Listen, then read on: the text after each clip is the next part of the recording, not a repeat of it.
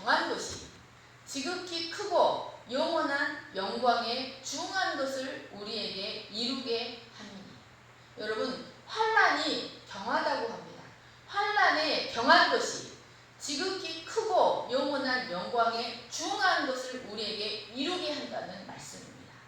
여러분, 율법은 계속적으로 무엇을 생산해냅니까? 율법은 계속적으로 우리를 향해 진노를 생산해냅니다. 하지만 그리스도의 은혜는 그것을 믿는 자에게 칭의를 이루어냅니다. 그리고 그 칭으로 인하여 당하게 되는 환난은 모든 성도의 삶에서 대단히 중요한 덕목들인 인내와 연단과 소망을 생산해냅니다. 먼저 환난은 필연적으로 인내를 생산해냅니다. 여기 인내라는 단어 휘포모네는 어떤 악한 상황 밑에서, 환난 밑에서 끝까지 참고 견디어내는, 확고부동하게 견디어내는 능력을 말합니다. 또 정절이라는 뜻도 있습니다. 여러분, 이 인내라는 단어 휘포모네는 단순히 어떻게 할 능력이 없기 때문에, 환난에 맞서 싸울 능력이 없기 때문에 그것을 운명적으로 받아들이고 그냥 무기력하게 견디는 것이 아닙니다. 그것은 그 환난의 때를, 그 환난이 아무리 크고 무겁다 할지라도 그것을 능동적으로 견디어내는 것을 의미합니다. 예를 들어 요셉은 그에게 계속해서 다가오는 시련, 그 13년 동안 계속해서 다가오는 시련을 운명적으로 받아들이고 자포자기하지 않았습니다. 그는 막연하게나마 하나님의 선하신 주권과 섭리를 인정하고 그 시련의 시간들을 능동적으로 이겨냈습니다. 그 시련의 시간들을 하나님을 바라봄으로 이겨낸 결과 그는 그 시간들을 통해서 애굽의 총리가 될 수 있는 자질을 길러낼 수가 있었습니다. 여러분, 예수님도 십자가의 고통을 잘 견뎌내셨기 때문에, 능동적으로 이겨내셨기 때문에 많은 백성들을 구원해낼 수가 있었습니다. 그런데 여러분, 갈라디아서 5장 22절을 보십시오. 오직 성령의 열매는 사랑과 희락과 화평과 오래 참음과 자비와. 여러분, 바울은 그 인내, 즉 오래 참음이 사람의 능력이 아니라 성령의 열매라고 말합니다. 여러분, 우리가 환난을 능동적으로 견디고 환난조차도 환난으로 인해서 즐거워하고 그것을 끝까지 참고 견디어낼 수 있는 것은 우리의 능력이 아니라 우리를 붙들어 주시는 성령의 능력 때문이라고 말합니다. 여러분, 그러니까 우리가 환난을 당할 때 우리는 하나님이 붙들어 주시는 능력 때문에 그 환난을 이겨내고 견디고 덜 고통스러워하고 그 환난을 이겨낼 수가 있는 것입니다. 그것은 환난이 주는 고통보다 하나님 아버지께서 성령의 능력으로 우리를 붙들어 주시는 은혜가 더 크기 때문입니다. 환난의 때일수록 우리에게 부어주시는 하나님의 은혜와 위로가 훨씬 크기 때문에 우리가 그 시간을 견뎌낼 수 있는 것입니다. 그리고 우리는 그 시간들을 통해서 무엇을 알게 됩니까? 그것은 환난은 하나님의 절대 주권 하에서 하나님이 허락하시는 한도 내에서만 일어난다는 것을 알게 됩니다. 하나님이 허락하시지 않는 환난은 일어나지 않는다. 그리고 하나님은 우리가 환난 당할 때 감당할 힘도 주시고 피할 길도 열어주신다는 것을 우리가 체험적으로 알게 됩니다. 그리고 오히려 환난이 하나님의 뜻을 이루는 지름길이요, 우리가 그리스도의 능력과 은혜를 우리 안에서 체험하는 절호의 기회가 된다는 사실을 믿게 알게 되기 때문에 우리가 환난을, 오히려 환난을 즐거워할 수 있게 되는 것입니다. 이것은 세상에 속한 자들은 결코 알 수 없는 칭의의 기묘한 능력입니다. 4절 말씀을 보십시오. 여러분, 이 인내는 다시 무엇을 만들어냅니까? 바로 연단을 만들어냅니다. 이 연단이라는 단어 도키메는 사물에 대해 쓰여 쓰일 때는 불을 통과하여 일체의 불순물들이 모두 타서 없어져 버린 금속 같은 것에 사용됩니다. 그래서 스탠다드, K, 코리안 스탠다드, 인정받은 품질을 말할 때 쓰이는 단어이고, 사람에 대해 사용될 때는 인정받은 품성, 인정받은 자질, 인정받은 인격이라는 말로 쓰입니다. 여러분, 쇠는 그 강도와 순도를 높이기 위해서 어디에 집어넣습니까? 몇 천도가 되는 뜨거운 용광로에 집어넣습니다.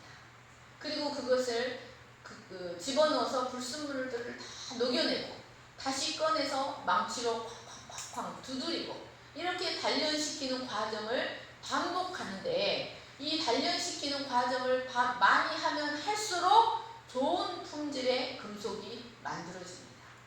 이렇게 연단이 잘 된 금속들은 매우 높은 고도에서도 대기의 압력을 잘 견딜 수가 있어요. 그래서 이 연단이 많이 된 금속들은 비행기를 만들거나 높은 다리를 만들 때 사용됩니다. 여러분, 이처럼 하나님은 우리에게 의인이라는, 예수 그리스도를 믿음으로 의인이 되었다는 신분만 주시는 것이 아닙니다.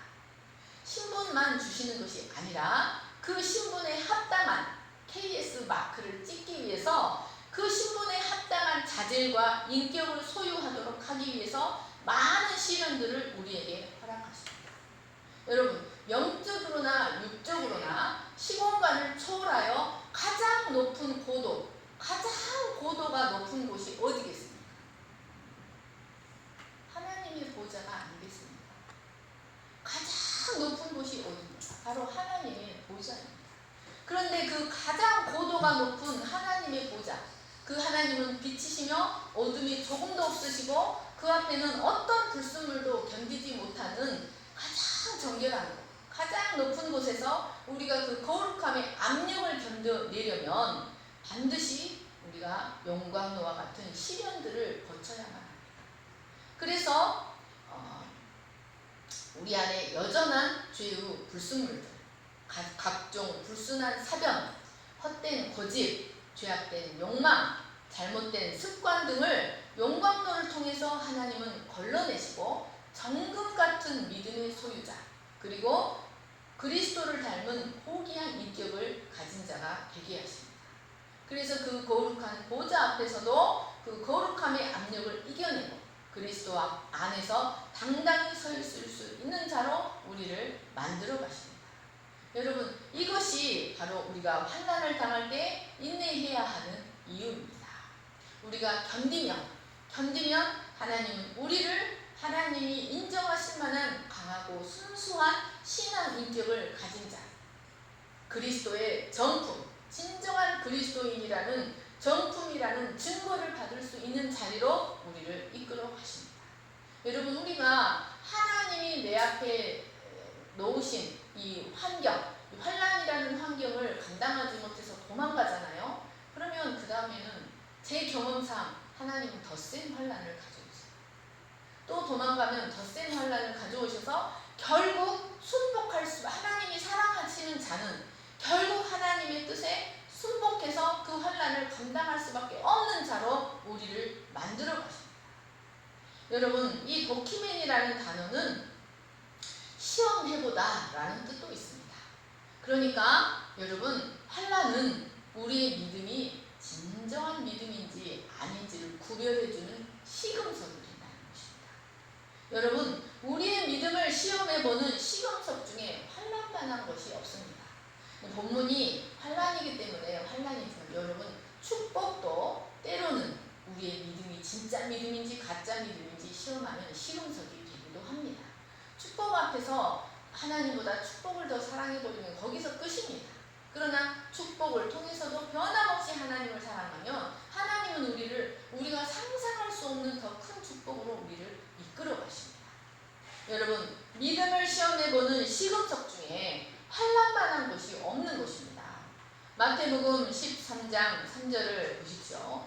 씨를 뿌리는 자가 뿌리로 나가서 뿌릴새 더러는 흙이 얕은 돌밭에 떨어지매 흙이 깊지 아니하므로 곧 싹이 싹이 나오나 해가 돋은 후에 타서 뿌리가 없으므로 말랐고 돌밭에 뿌려졌다는 것은 말씀을 듣고 즉시 기쁨으로 받되 그 속에 뿌리가 없어 잠시 견디다가 말씀으로 말미암아 환난이나 박해가 일어나는 때에는 곧 넘어지는 자예요. 여러분, 예수님께서 씨 뿌리는 자의 비유를 말씀하실 때 4가지 밭에 뿌려지는 케이스를 말씀하셨습니다. 그런데 이 씨 뿌리는 자의 이 씨가 돌밭에 떨어졌습니다. 이 씨를 뿌린 자는 이 씨가 곧 싹이 나와서 너무나 그 부드럽고 탐스러운 싹을 내는 것을 보고 너무 기뻐했을 것입니다. 그런데 이 씨는 그 밑에 감추어져 있는 돌들로 인해 뿌리를 깊이 내릴 수가 없었습니다. 그래서 뜨거운 태양이 비추자 뿌리가 없었기 때문에 그 견뎌낼 수 있는 뿌리가 없었기 때문에 그 싹은 곧 말라버리고 말았습니다. 그러면 여러분, 태양이 나쁜 것입니까? 여러분, 태양이 있어야 과일이 단맛이 들어가는 겁니다. 태양은 식물의 성장에 반드시 필요한 것입니다.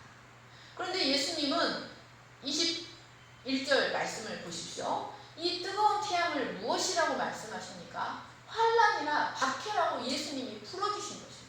제 말씀이 아니라 다른 사도들의 말이 아니라 예수님이 말씀입니다. 이 태양이 무엇인가? 환난이나 박해다. 말씀으로 말미암아 발생하는 환난이나 박해다. 여러분, 왜 예수님께서 환난이나 박해를 태양에 비유하십니까? 이것은 믿음의 씨앗이 뿌려진 사람들에게 환난은 반드시 있어야 한다는 의미입니다. 환난이 없으면 안 된다는 겁니다.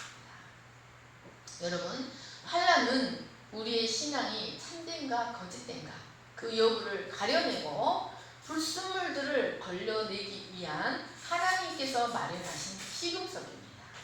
여러분, 옛날에 시골에서 아낙네들이 곡식을 추수한 후에 무엇을 합니까?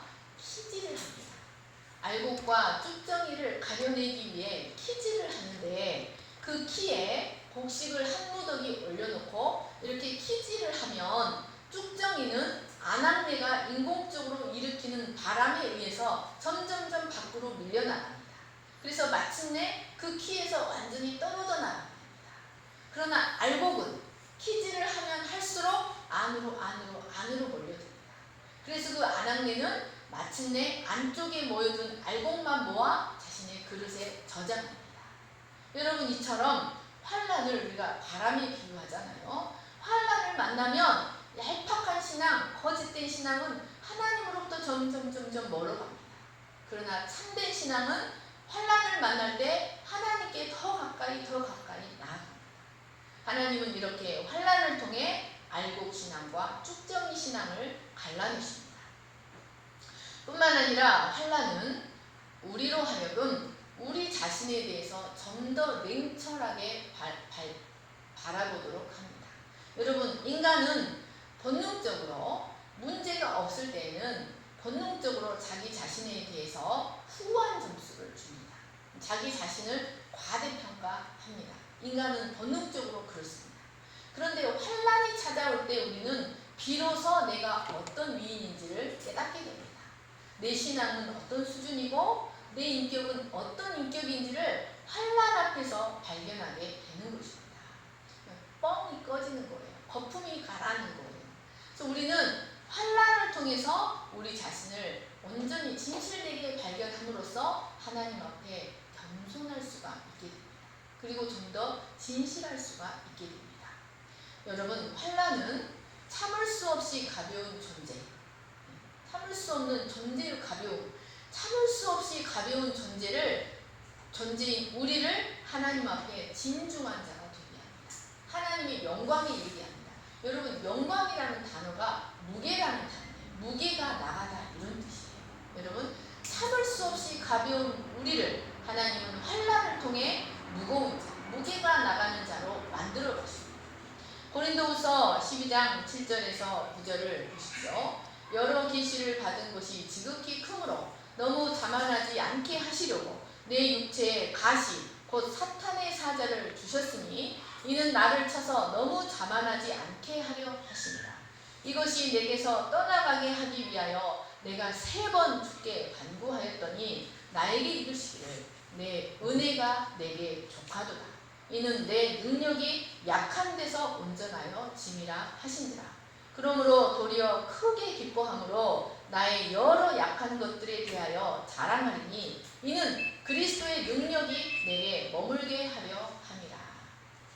여러분, 바울이 어떤 사람입니까? 여러분, 기독교 역사상 바울만큼 위대한 하나님의 종이 있었을까요? 그런데 여러분, 그런 위대한 하나님의 종이 죽을 때까지 견디기 힘든 지병으로 고통했다는 것을 아십니까? 여러분, 우리는 손가락이 조그만 그 비접이라고 하죠. 조그만 나뭇가지 하나만 들어가도 얼마나 아픕니까? 여러분, 그는 그렇게 위대한 말씀을 전하고 그렇게 위대한 이적을 행했던 하나님의 종이 죽을 때까지 견디기 힘든 지병으로 고통당했습니다. 하나님께서 그에게 베풀어 주신 은혜는 죽을 때까지 그의 곁에 의사 누가가 붙어있게 하신 것이었습니다. 그래서 이 바울은 그 지병이 너무 고통스러워 하나님께 자신의 육신의 가시가 떠나가게 해주시기를 3번 간구했습니다. 그러나 하나님은 내 은혜가 내게 족하다라고 말씀하셨습니다. 그것은 하나님의 능력이 사람이 약한 데서 온전히 나타나기 때문이었습니다. 바울은 하나님의 주권을 받아들였습니다. 그리고 그리스도의 완전한 능력만이 자신에게 머물도록 하기 위해서 자신은 자신의 연약함을 자랑하겠다라고 하였습니다. 여러분, 바울에게 하나님께서 육체의 가시라는 시련을 허락하신 것은 그가 자만하지 않게 하기 위한 하나님의 은혜의 장치였습니다. 그리고 더 큰 능력이, 하나님의 온전한 능력이 그에게 나타나도록 하기 위한 하나님의 은혜의 장치였습니다. 바울은 육체의 가시가 발동할 때마다 자신의 능력을 내려놓고 자기의 지혜를 내려놓고 오직 하나님의 능력만을 의지하는 자가 되었습니다. 자, 출애굽기 28장 42절, 레위기 6장 10절 말씀을 보십시오. 또 그들을 위하여 배로 속바지를 만들어 허리에서부터 두 넓적 다리까지 이르게 하여 하체를 가리게 하라. 레위기 6장 10절, 제사장은 세마포 긴 옷을 입고 세마포 속바지로 하체를 가리고. 여러분, 구약시대에 이방 종교의 제사장들은 거의 맨몸으로 사역했습니다. 그리고 자신의 능력을 최대한 발휘하여 절기를 지키러 온 백성들을 최고도로 흥분시켜야 했습니다. 그래서 이 백성들을 최고로 흥분시키는 제사장들이 능력 있는 제사장이었습니다. 여러분, 그러나 여호와의 성소에서 사역하는 제사장들은 최대한 자기 능력을 제어하면서 최대한 침묵 가운데서 사역을 해야 했습니다. 그리고 절대로 그의 맨살이 드러나지 않게 해야 했습니다. 여러분, 이것은 하나님 앞에서 제사장들이 어떻게 사역하는가를 보여줍니다. 그것은 어떤 자기의 능력이나 자기의 의로 사역하는 것이 아니라 오직 하나님의 능력으로 그리스도의 의만을 의지해서 사역해야 한다는 것을 의미했습니다. 여러분, 사람이 자기 인생 가운데 또는 사역 가운데서 자기의 능력이 들어가기 시작하면, 자기의 힘이 들어가기 시작하면 저주가 임하기 시작합니다. 여러분, 문제가 복잡해지기 시작합니다. 여러분, 그런데 시련이 자기 의와 육체의 힘으로 가득한 우리들을, 이런 것들을 내려놓고 오직 그리스도만을 의지하는 사람이 되게 하십니다. 여러분, 하나님은 당신의 거듭난 자녀를 정말로 귀하게 여기십니다. 이것을 하나님은 민수기의 이스라엘 민족 계수에서 나타내셨습니다. 여러분, 광야에서 이스라엘 각 지파의 계수 원칙은 20세에서 60세 사이에 전쟁에 나갈 만한 자였습니다. 그런데 여러분, 레위 지파만큼은 그 계수법이 달랐습니다. 일반 다른 지파는 20세에서 60세 사이에 전쟁에 나갈 만한 자를 계수했지만 레위 지파는 1개월 이상의 모든 남자를 다 계수했습니다. 여러분, 레위 지파는 오늘날 우리들의 성도를 가리킵니다. 여러분, 레위 지파를 이렇게 계수했던 이유는 그들이 바로 이스라엘 장자들을 대속하는 제물들이었기 때문이었습니다. 그래서 한 사람이라도 더 레위인이 필요했던 것입니다.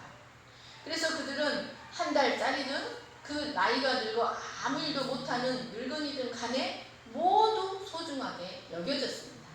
여러분, 이것은 그 신앙 연수가 한 달이 되었든 나이가 많아 아무 일도 못하는 늙은이가 되었든 간에 하나님으로부터 거듭난 생명을 가진 자, 거듭난 자, 물과 성령으로 거듭나서 하나님의 생명을 가진 자는 모두가 소중하다는 것을 가르쳐 줍니다.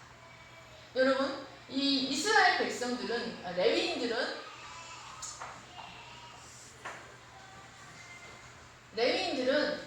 이스라엘 땅에서 기업을 받지 못했습니다. 그러나 이스라엘의 운명은 레위인들에게 달려 있었습니다. 이처럼 여러분, 이 세상의 이 운명은 거듭난 성도들에게 달려 있습니다.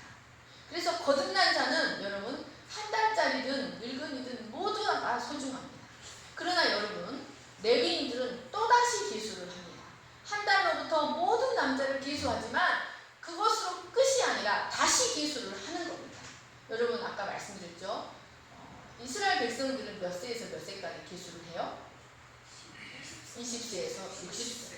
그런데 레위인들은 한 달 이상짜리를 모두 계수하고 나서 다시 계수를 하는데 30세에서 50세를 다시 계수하는 거예요. 여러분, 이것은 그들이 성소에서 사역하는 제사장들을 수종드는 성소에서 사역하는 자들을 뽑아내기 위해서 그들을 다시 계수하는 겁니다. 여러분, 이것은 우리에게 무엇을 말해줍니까?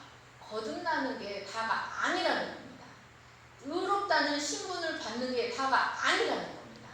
여러분, 이 레위인들은 30세에서 50세 남자를 다시 계수하고 나서 그 중에서도 신체와 정신에 아무 흠이 없고 온전한 자들을 다시 선발합니다.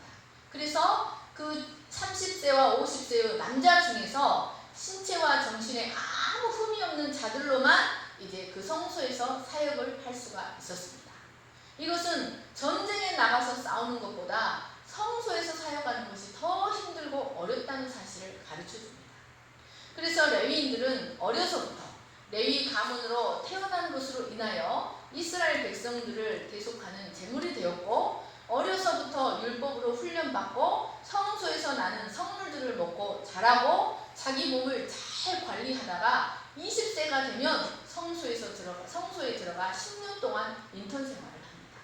그리고 이제 이렇게 성소에서 사역할 수 있는 훈련과 연단을 받은 후에 이제 성소에서 사역하는 자들이 되어집니다.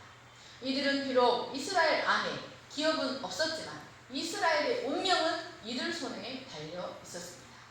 여러분, 이것은 하나님께서 물과 성령의 능력으로 하나님의 생명을 가진 자로 거듭난 성도를 모두 소중하게 여기시지만 그 중에서도 시련을 통해서 단련된 믿음을 가진 자는 더욱 귀하게 여기신다는 것을 가르쳐줍니다. 여러분, 그들의 존재는 하나님 앞에 그 무엇으로도 바꿀 수 없는 존재입니다. 왜냐하면 그들은 살아있는 복음의 징표들이기 때문입니다. 살아있는 하나님의 영적 제사장, 하나님의 거룩한 세계관을 세상에 나타낼 수 있는 살아있는 증인들, 영적 제사장들 때문이기 때문입니다. 자, 히브리서 12장 5절에서 11절 같이 읽겠습니다. 시작. 또 아들들에게 권하는 것 같이 너희에게 권면하신 말씀을 잊었도다. 일렀을 때 내 아들아, 주의 징계하심을 경히 여기지 말며 그에게 꾸지람을 받을 때 낙심하지 말라. 주께서 그 사랑하시는 자를 징계하시고 그가 받아들이시는 아들마다 채찍질 하심이라 하였으니 너희가 참음은 징계를 받기 위함이라. 하나님이 아들과 같이 너희를 대우하시나니 어찌 아버지가 징계하지 않는 아들이 있으리요. 징계는 다 받는 것이거늘 너희에게 없으면 사생자요 친아들이 아니니라.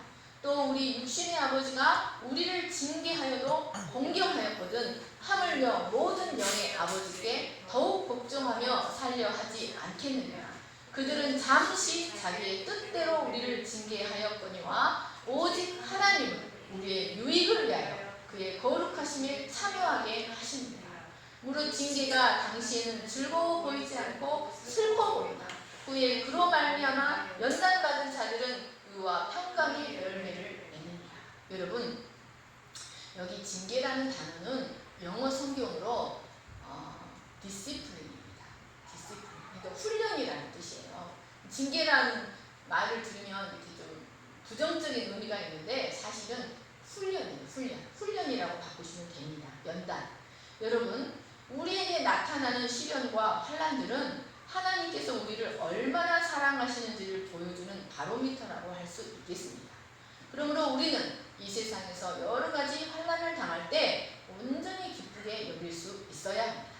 야고보서 1장 2, 3절, 베드로전서 4장 12, 13절 말씀을 읽고 이제 말씀을 마치겠습니다. 시작. 내 형제들아, 너희가 여러 가지 시험을 당하거든 온전히 기쁘게 여기라. 이는 너희 믿음의 시련이 인내를 만들어내는 줄 알미라.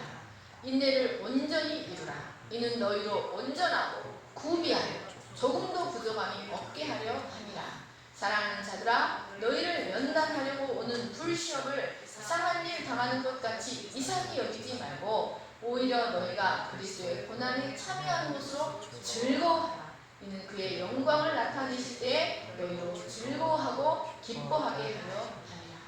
사랑하는 여러분, 환난이 우리를 하나님 앞에 정품이 되게 합니다. 환난이 우리를 하나님 앞에 온전한 모든 것이 구비된 조금도 부정함 없이 갖추어진 하나님의 종이 되게 합니다.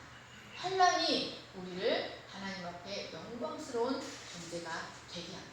그러므로 우리는 우리에게 시련을 허락하신 것이 하나님의 거룩한 사랑임을 깨닫고 시련 가운데서도 기뻐할 수 있는 자들이 되어야 합니다. 여러분, 환난 중에서도 기뻐할 수 있는 여러분 되시기를 간절히 축원합니다. 제가 기도하겠습니다. 사랑과 은혜가 풍성하신 하나님 아버지, 감사하고 감사합니다. 하나님, 우리가 하나님을 몰라도 이 세상은 환난으로 가득 차 있습니다. 그런데 우리가 하나님 안에서 당하는 환난은 하나님께서 우리를 붙들어 주시는 능력으로 인해서 그 환난을 넘어가고 또 넘어가고 그 환난 넘어가는 환난들을 통해 우리는 온전한 사람으로 만들어지고 변화될 수 있음에 하나님께 감사하고 감사합니다. 하나님은 받으시는 아들마다 징계하시고 받으시는 아들마다 채찍질하시고 그래서 만약 시련이 없다면 그것은 사생자여 아들이 아니기 때문이라고 하였습니다. 하나님, 환난과 시련은 우리를 사랑하시는 하나님의 시금석이요 바로미터라고 하였습니다. 하나님 아버지, 우리가 환난을 통해서 주님과 내밀한 더 깊은 교제를 가지고 그 붙들어 주시는 하나님의 사랑 때문에 환난을 너끈히 이겨낼 수 있는 그런 믿음의 사람들이 되게 하시고 하나님 우리 안에 하나님과의 비밀한 교제가 더 깊이 이루어질 수 있는 그런 사람들이 될 수 있도록 축복하여 주시옵소서. 하나님 우리를 구원하실 뿐만 아니라 우리 모든 과정을 관여하시며 하나님이 통제하지 않는 환경이 절대로 하나도 없다는 것을 믿고 하나님의 절대 주권 안에서 언제나 신뢰할 수 있는 저희들이 되게 하여 주시옵소서. 감사하며 거룩하신 예수님의 이름으로 기도합니다. 아멘. 모두 일어나셔서 찬양하겠습니다.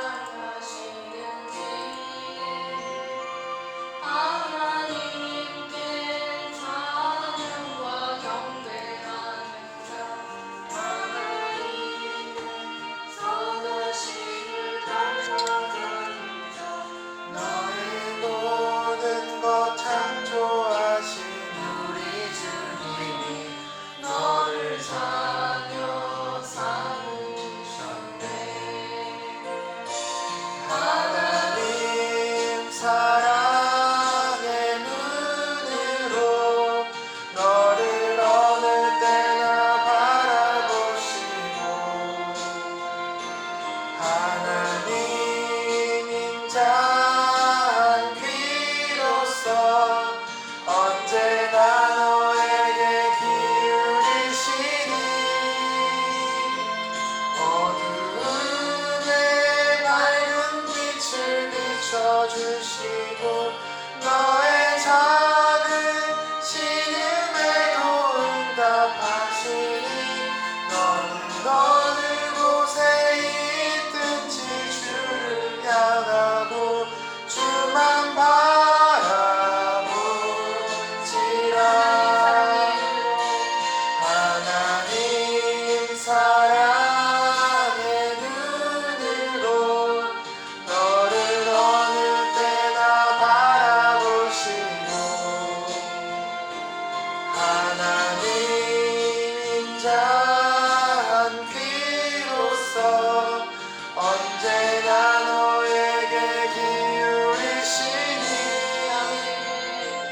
어두움에 밝은 빛을 비춰주시고 너의 작은 신음에도 응답하시니 어느 곳에 있든지 주를 향하고 주만 바라보지라. 하나님 아버지, 우리가 하나님을 알기 전에는 우리를 붙드는 자가 없고 고난 가운데서도 거와 같이 살 수밖에 없었습니다. 그러나 믿음으로 의롭다 하심을 받은 자들은 물과 성령으로 거듭나 하나님 앞에 의인이라는 신분을 받은 자들은 하나님은 그 거듭난 생명을 끝까지 돌보시고 끝까지 보호하시기 때문에 우리는 환난 가운데서도 우리를 붙들어 주시는 하나님의 그 사랑 때문에 환난 중에서도 기뻐할 수 있게 되었습니다. 또한 우리는 환난을 통해서 하나님이 우리를 사랑하시는 줄을 알게 되었기 때문에 환난으로 인하여서도 기뻐할 수 있게 되었고 우리는 그 환난을 통해서 하나님을 더 깊이 알아가고 하나님이 허락하시지 않는 환난은 결코 일어나지 않는다는 그 믿음을 알아가기 때문에 하나님께 감사하고 기뻐하며 또한 그 환난을 통해서 우리를 조금도 부족함이 없는 자들로 만들어 갈 것을 믿기 때문에 환난 중에서도 즐거워할 수 있는 자들이 됩니다. 하나님 아버지, 환난은 우리의 믿음을 더욱더 강하게 할 것을 믿습니다. 하나님, 우리를 이런 하나님의 은혜의 보좌 앞에 담대히 설 수 있는 믿음의 사람들로 우리를 선택하여 주셔서 감사합니다. 우리를 거와 같이 사생자와 같이 버려두지 아니하시고 육신의 부모는 비록 우리를 떠날지라도 육신의 부모는 우리가 어려울 때 우리가 어떻게 해줄 수 없을지라도 하나님 아버지는 우리를 돌보시고 모든 순간에 우리와 함께할 것을 믿기 때문에 우리가 축복의 때에도 감사하고 환난의 때에도 감사할 수 있는 믿음의 사람들이 되게 하여 주시옵소서.